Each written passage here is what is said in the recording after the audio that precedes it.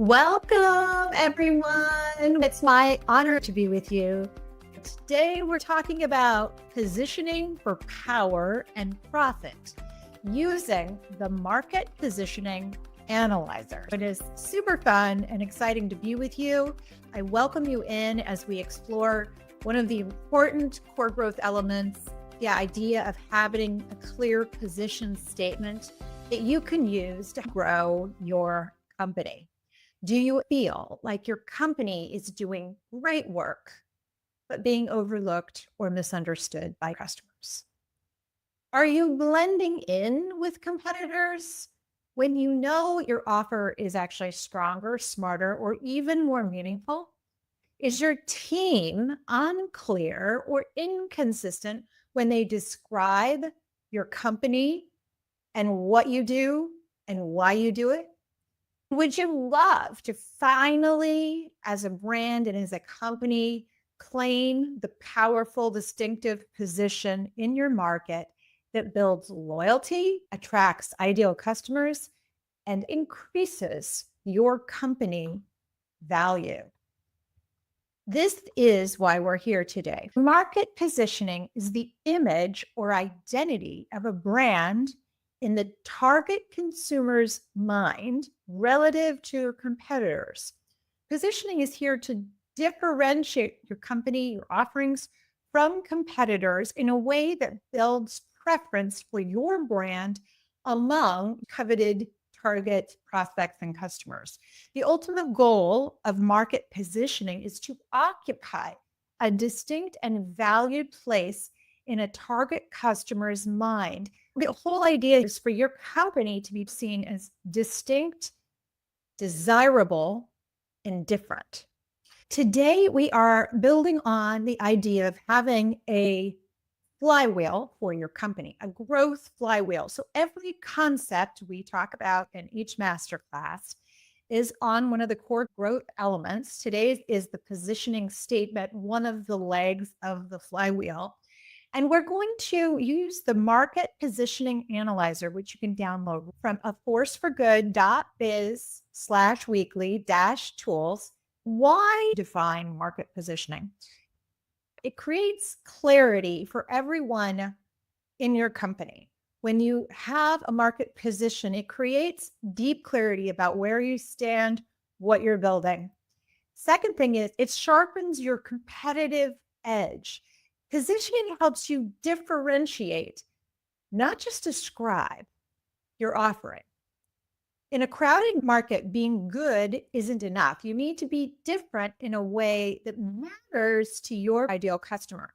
Positioning defines what makes you uniquely valuable and hard to replace. The third reason you need market positioning is it strengthens customer preference and loyalty towards your brand. When customers see themselves reflected in your brand and understand why your solution is built for them, they're far more likely to buy, stay, and refer. A marketing positioning statement aligns your team around growth. When positioning is clear, every department, whether it's product, sales, marketing, or operations, or even finance, can make faster, smarter decisions that supports the same strategic intent. It removes the friction and replaces it with shared conviction. It boosts the effectiveness of your marketing and sales.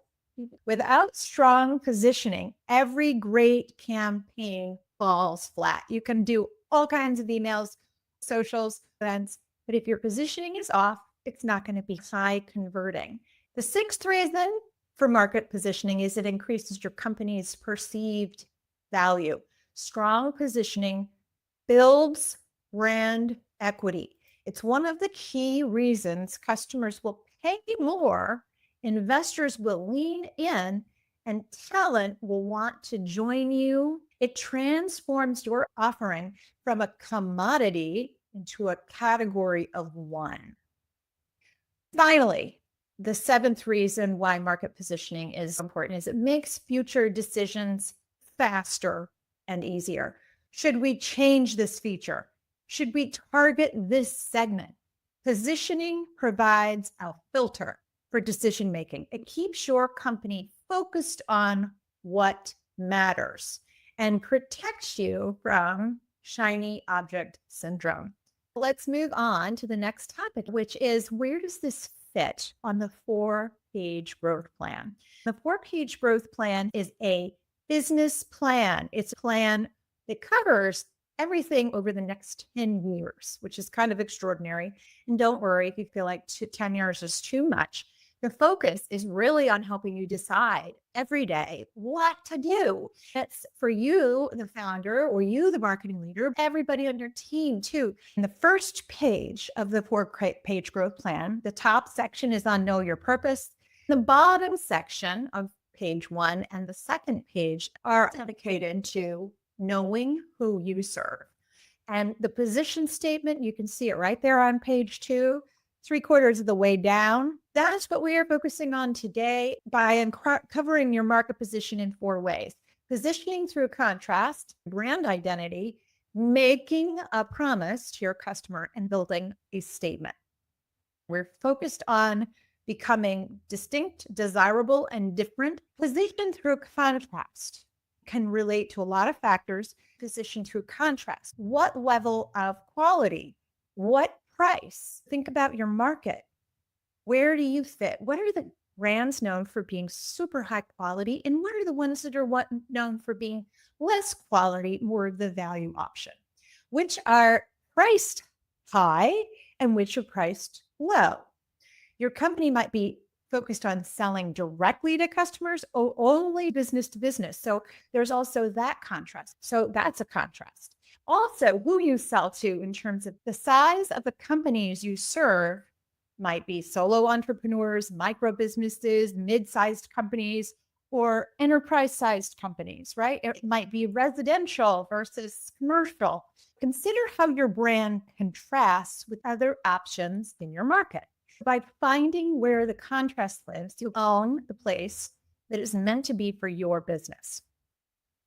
So we're going to create a positioning matrix for your company, and you're going to plot competitors along with you.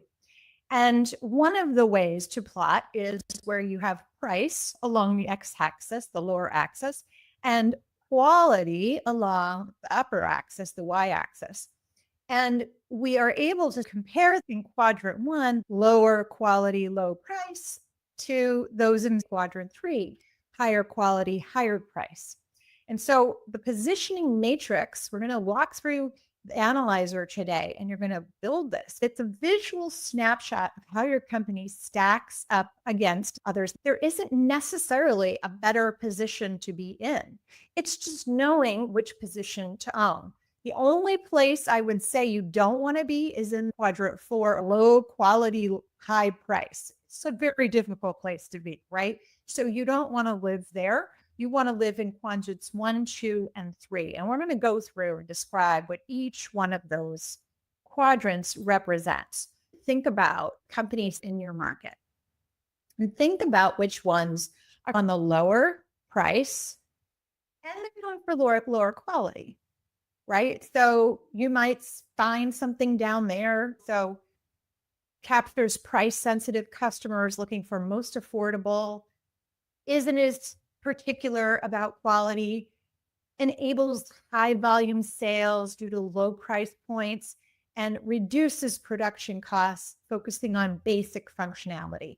The second quadrant is low price, high quality. This captures price sensitive customers looking for affordable options. It enables high volume sales and reduces production costs and focusing on basic functionality. Quadrant 3 is high quality, high price. It enhances brand prestige and exclusivity. It attracts affluent customers who want to pay more and achieves higher profit margins per sale. Think about where you fit. Okay. Look at the position matrix. You can choose, do I want to be the high-end leader? That's top right-hand corner. That's the high quality, high price. So some examples are Apple, Rolex, Tesla, right? Do you want to be the best value And that's where you get the IKEAs, the Hondas, the Uniqlos. Or if you want to be a niche specialist, this is where you have high quality, low price. This is companies like Trader Joe's, Warby Parker, and Everlane.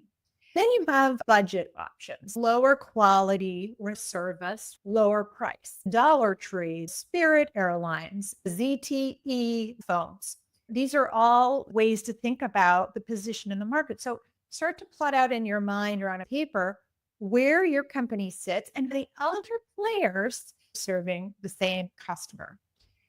Okay, so now we're going to move on from positioning through contrast, talking about positioning through brand identity. These are some of the concepts that you would think of if you were talking to your marketing or PR professional. It's the visual and emotional impression that your brand makes on consumers. By intentionally choosing a brand identity that resonates, you build connection, trust, and understanding with your target market. So the way you do this is by what colors you're choosing, what fonts you choose, the typography you choose, which images you use, and which symbols. My own brand, Force for Good. It's intentional for women, but not to scare away men. The font is powerful and strong, not feminine. The primary color is purple, feminine, but also masculine, business-oriented, and trust-based. We use a lot of blues because too much pink is not going to resonate with our total market. So then we also speak through core messages, tone, and words. The words and choices you use, the elevated language, or if you intend to be funny or crispy or snarky, all of that conveys the type of brand that you are and who your target market is. Your market position is not just what you say, it's what you embody in all of your content, all of your collateral, all of your messages.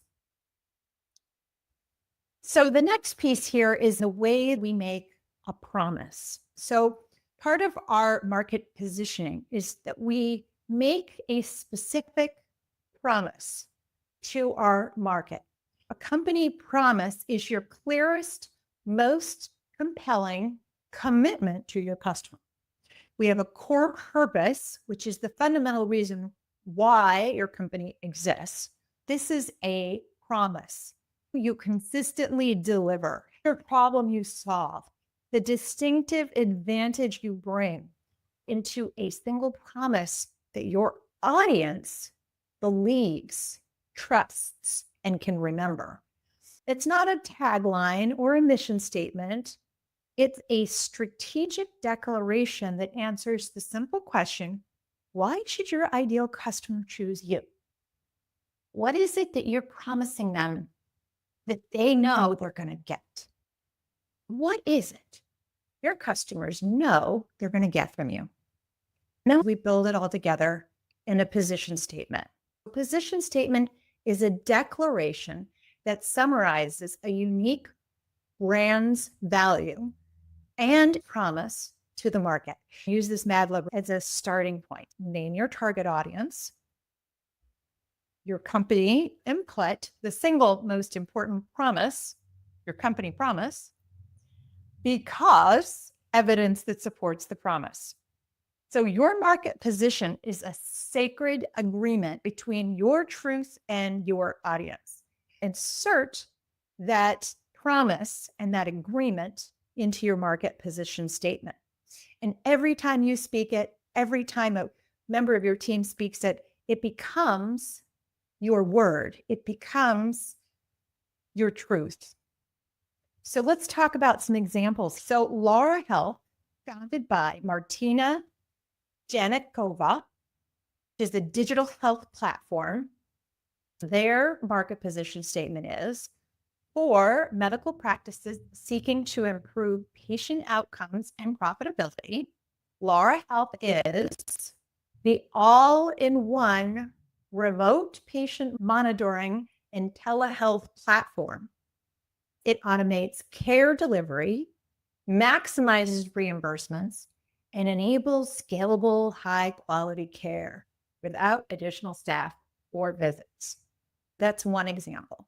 Let's move on to another example. Let's look at, these are all, and by the way, these are all SaaS companies, and they're all feeding different markets, and they sound completely different because their target audience is different, their promise is different, and the evidence that they use to support the promise is different.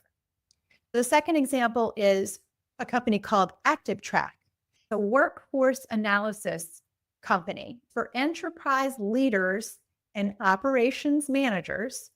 ActiveTrack is here's the promise, essential workforce optimization platform. And here's the evidence, because it unifies productivity, compliance, and workforce planning analytics, delivering measurable ROI and enabling data-driven decisions that maximize workforce investments. These are two examples. We're going to go on to the next slide where we work on your position. Pull out the Market Positioning Analyzer. You can get it at aforceforgood.biz/weekly-tool. We're going to walk through the steps. We're going to build your position matrix, explore your brand identity, fonts, emotions, articulate what makes you different, declare your company promise, and craft your position statement. Let's go straight into part one, craft your position matrix. To get focused on what matters, begin by giving your energy towards writing down your core purpose, your 100-year vision, your 10-year impact goal, and your core values. So bring those to mind. Having that strategic information top of mind is essential. There are masterclasses and tools for core growth elements, core purpose, 100-year vision, impact goal, and core values, or you can write down whatever feels right to you. Next, identify your market. This is the who, what statement. There is a tool for that. Then identify your 3 core competitors. There's also a tool for that. This is giving you a little bit of the soil in which to plant the seed of your position matrix and your marketing position statement. Next, choose your matrix dimensions. So here's where you have your matrix, and on the X, you have price, and on the Y, you have perceived quality. But you might decide that you want to change that. You might have customer size, like solo entrepreneurs, small, medium-sized business, and enterprise could be the X-axis. It could be innovation versus reliability, customer experience versus operational strategy. Think about what elements are most prized by your customer. How does your customer think about you and your market? And what are the qualities that they use to assess whether they want to work with you? Some companies are super cutting edge, innovative, and others are more traditional, legacy. You could put that on the X-axis. And then reliability could be your Y-axis, consistent, proven results to unpredictable or untested. That could be one way to find your position.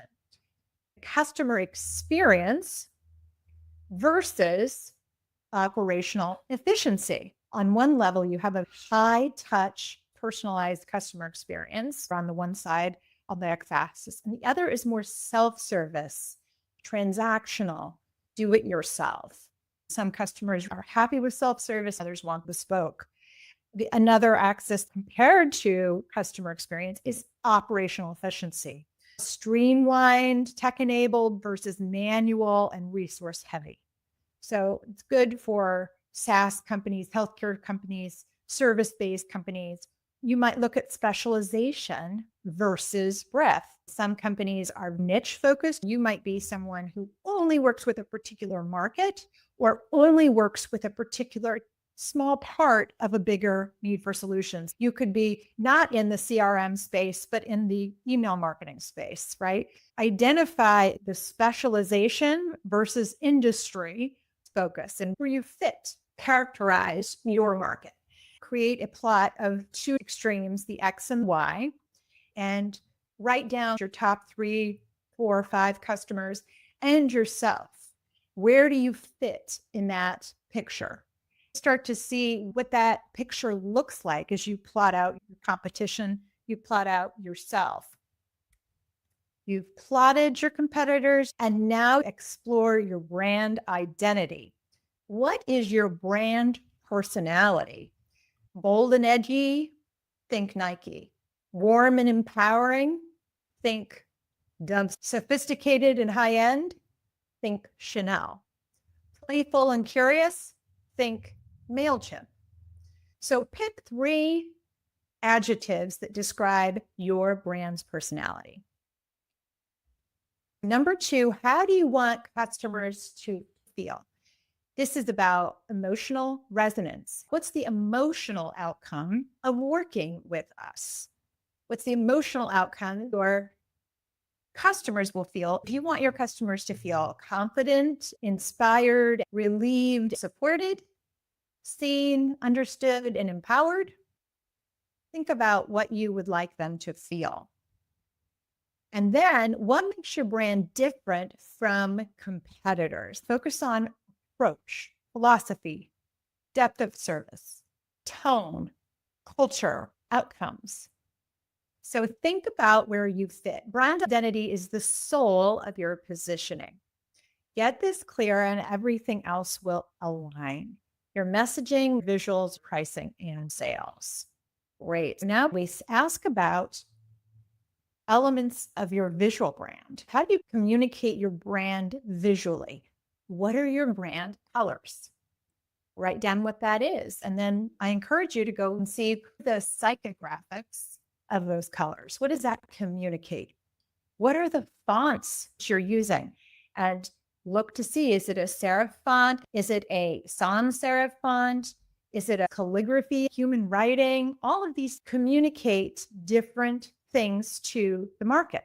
So a serif font often signals heritage and sophistication. A serif font has little hooks on the end of the letters, whereas the sans serif just has very modern letters. A sans serif font leans modern and minimalist. A script font might signal creativity or approachability. Also, what are the images that you use? People, landscapes, symbols. Is it mechanical? Do you use things that are hand-drawn?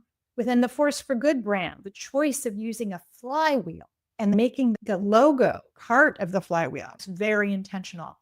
Our images on socials are meant to be emotional. So I always talk to my social media team about not just the words on the page, but what's the emotion behind it. So don't create an image that looks like the mechanics.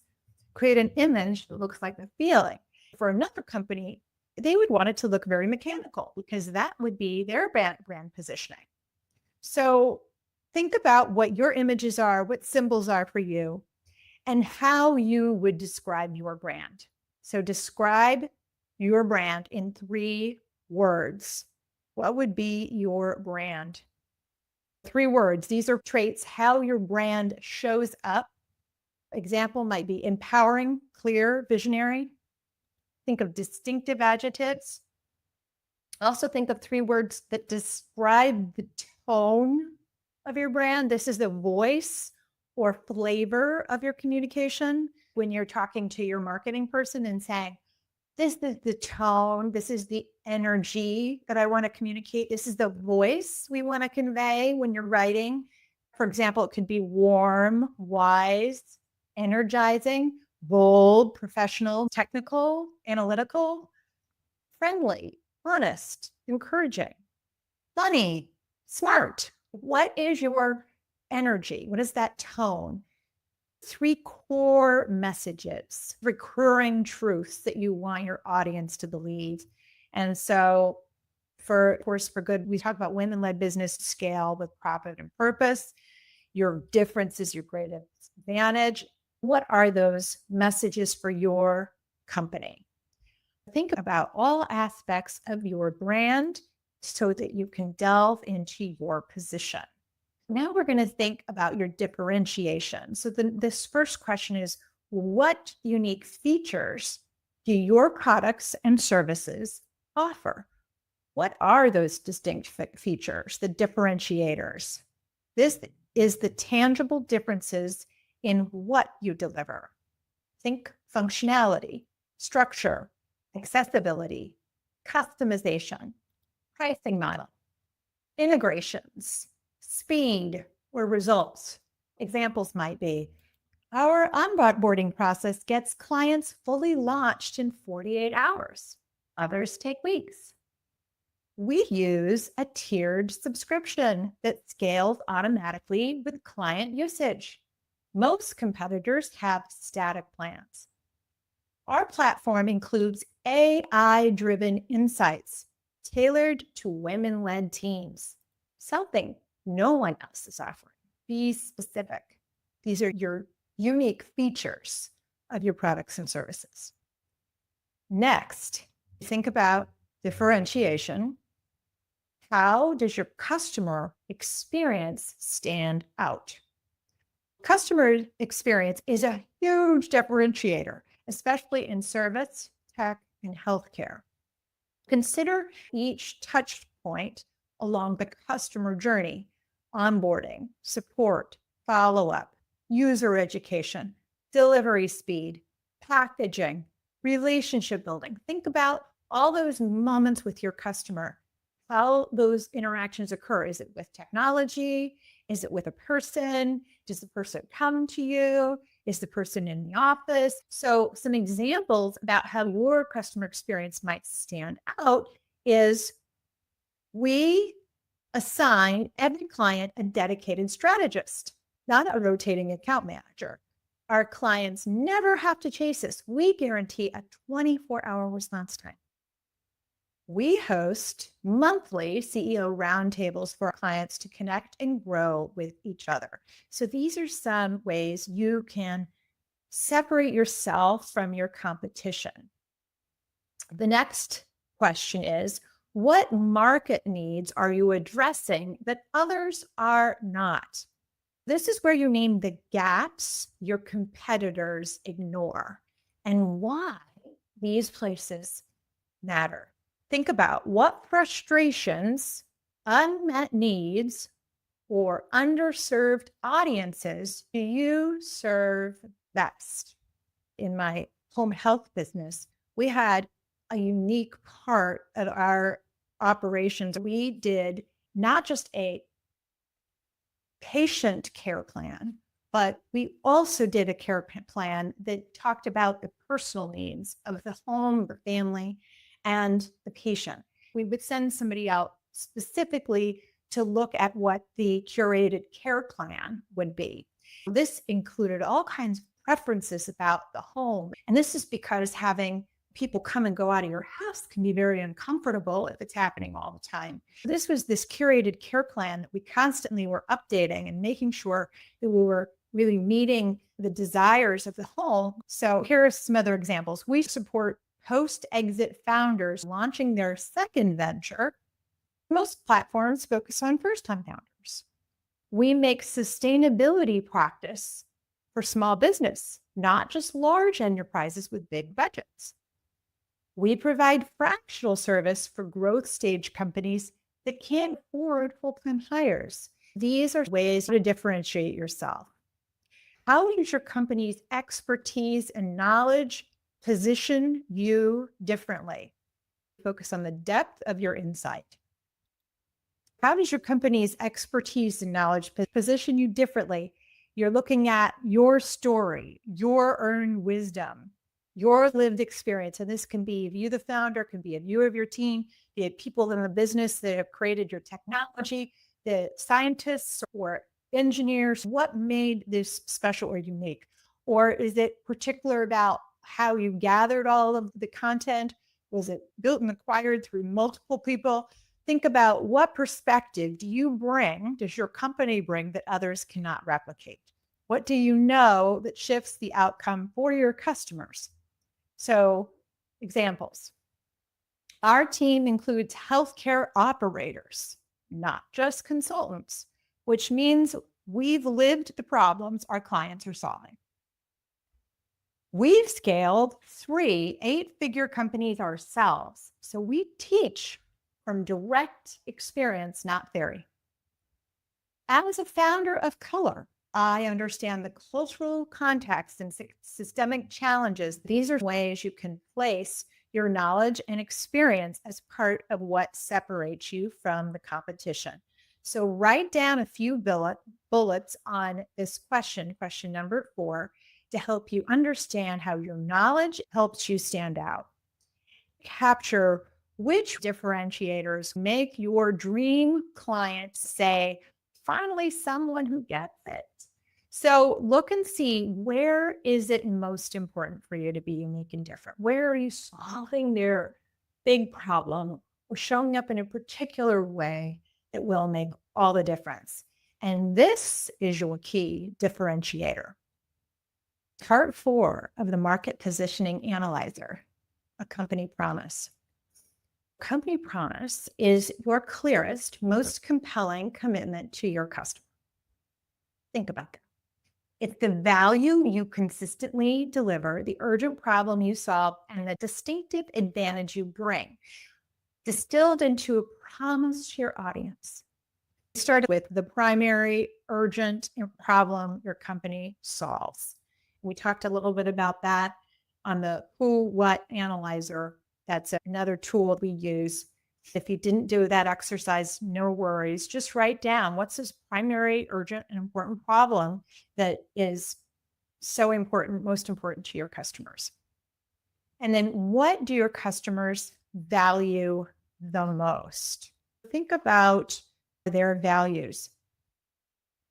So this isn't just what you give, it's what they care most about and how you deliver it.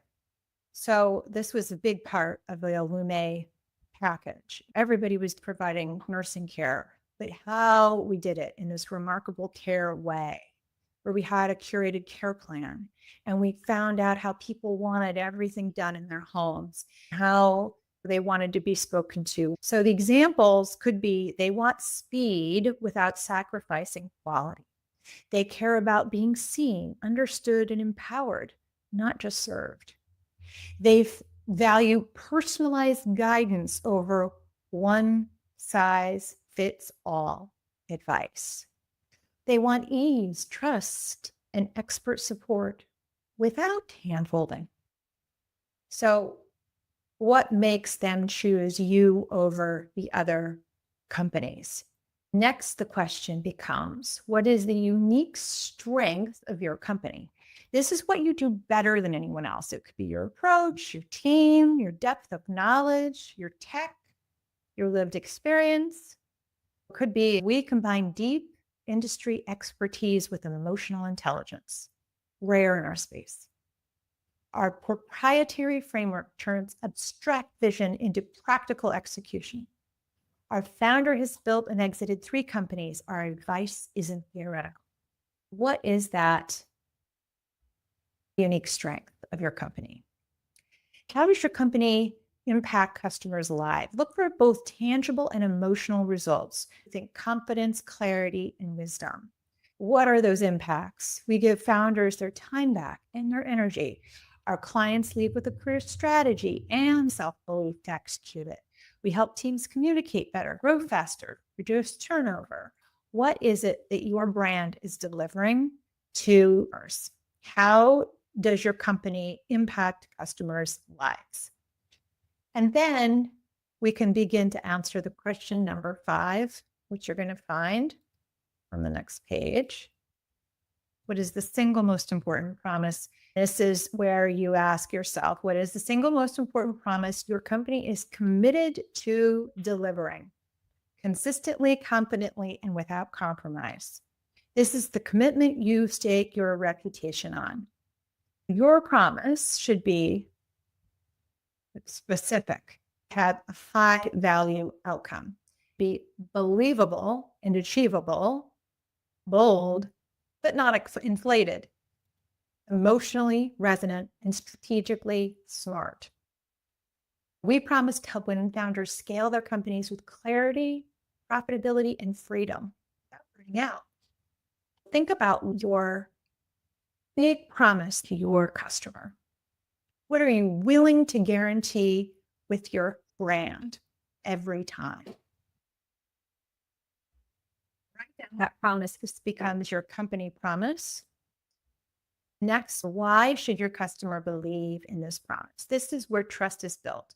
If your promise is the what, this is the how and why. Evidence can come from your experience, results, credentials, methodology, values.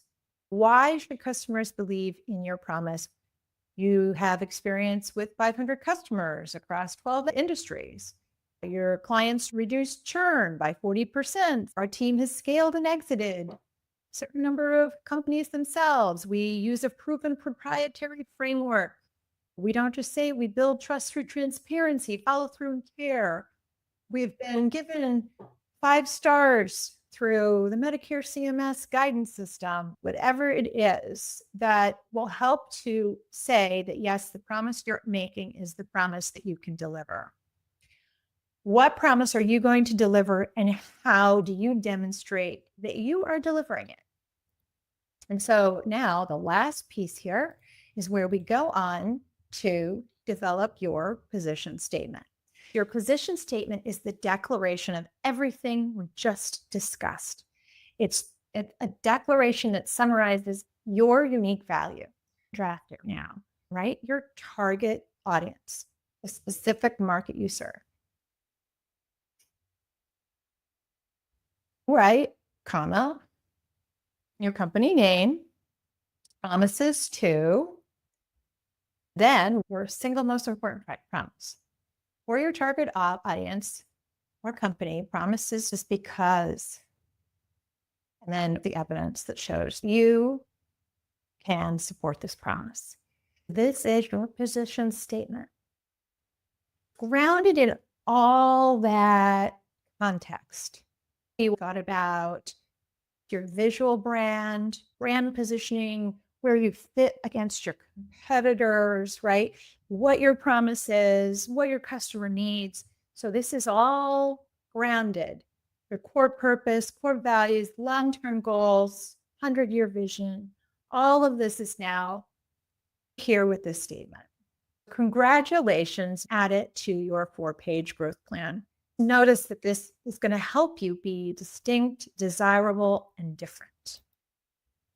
And now just acknowledge yourself. You've created clarity, knowing, and power. What did you realize about your company's unique space in the market? What did you reveal about the market that you didn't know? What insight felt like a turning point? Maybe there was a sentence, a moment, a truth that shifted your perspective. How are you ready to stand more boldly? What language or clarity emerged that you're excited to share with your team, customers, investors? And what promise or truth now feels non-negotiable? What's that promise that your company must own, protect, and lead with? When you speak from your center, the message finds its mark. All right, put this position statement onto your 4-page growth plan. Every week, we come back to it, fine-tune it, put it into action, create a high leverage habit to help you every week do something that will put your market positioning top of mind. Something like every Monday, review your position statement with your leadership team. Build a weekly LinkedIn post around this company promise.